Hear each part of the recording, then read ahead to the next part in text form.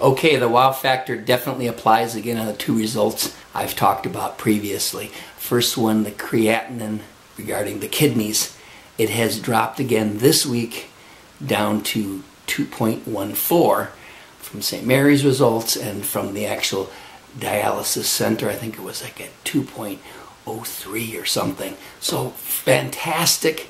In fact, the nephrologist came in yesterday and talked with me, said my numbers look good, the other ions look excellent, no recommendations for any other supplements, and asked me if I'd be interested in going to only 2 days per week of dialysis. And I said, hell yeah, let's do it. So again, starting next week, or Tuesday, Thursday, Saturday, we're going to try just a Tuesday and Saturday, and then see with the new workload on the kidneys how they deal with the blood work. So I'm super excited.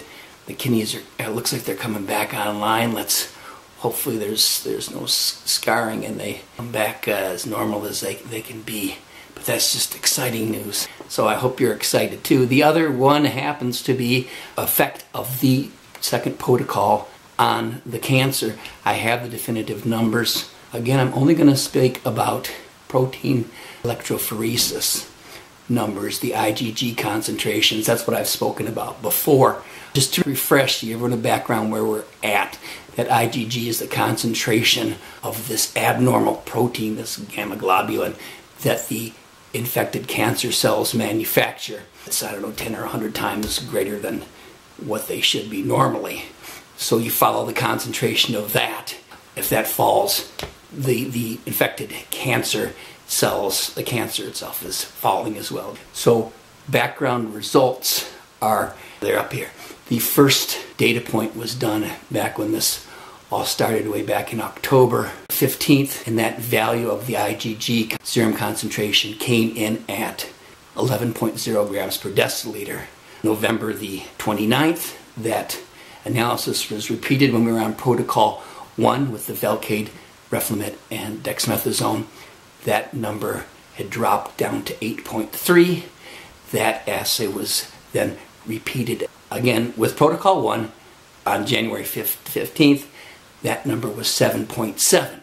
Now it was at 7.7 versus that 8.3 with a month and a half gap. Didn't drop so rapidly along a linear line like it did from October. So the decision was made by the oncology team to stop that protocol immediately and start protocol 2, which flipped out the Velcade from that protocol 1 and replaced it with Darzalex, a monoclonal antibody which bound to the outside of the cell, whereas Velcade worked from the inside of the cell on an enzyme. So after 2 months being on the second protocol, the concentrations of the IgG taken on April the 15th had dropped down to 5.2. Excellent. So clearly it shows that the protocol 2 is having a positive effect that we want on the cancer.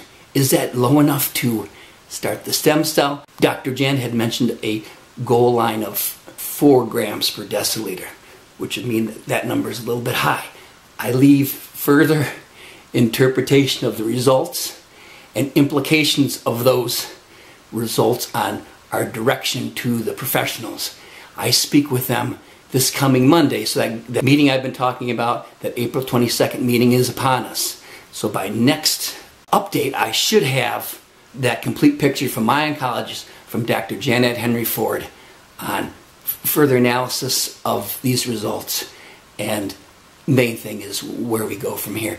But I would say, based on this, another nice knockdown of the cancer. Essentially, it went from 11.0 now down to 5.2, so a 52% decrease in the cancer load that we started with. I think that's fabulous. I'm feeling great. The third front I want to talk about is this pain. We've solved that.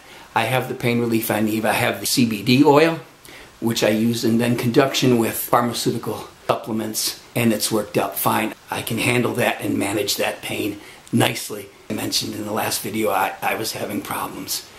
That pain is seemingly subsiding now from my legs slowly. I've got a nice aluminum walker where I can support myself from the outsides. That allows me when I support myself, I can take the weight off the legs and get a more normal gait. If you remember, I was using the cane. I do still, because that's a little bit, gives me a little bit more mobility than carting a walker all around. But you're balancing just on the front and you're leaning forward, putting pressure on your back, and it's uneven. And I was limping because one of my legs isn't as strong. And I think, again, that's what led to the back pain, which I'm saying was mostly muscle. So by having this walker, I can lift my weight up, maintain my gait normally, which then allows my legs to adjust normally. I won't have to use as much of my arms to pull the weight off the legs and then eventually get away from the walker, which is my goal. Having the walker, I keep the pressure off of my back as well, and that allows the back to heal up properly. Stay tuned, because in comments below, it's a very important update, and next week will be also a very important update. Thank you guys for staying with me. We'll talk again soon.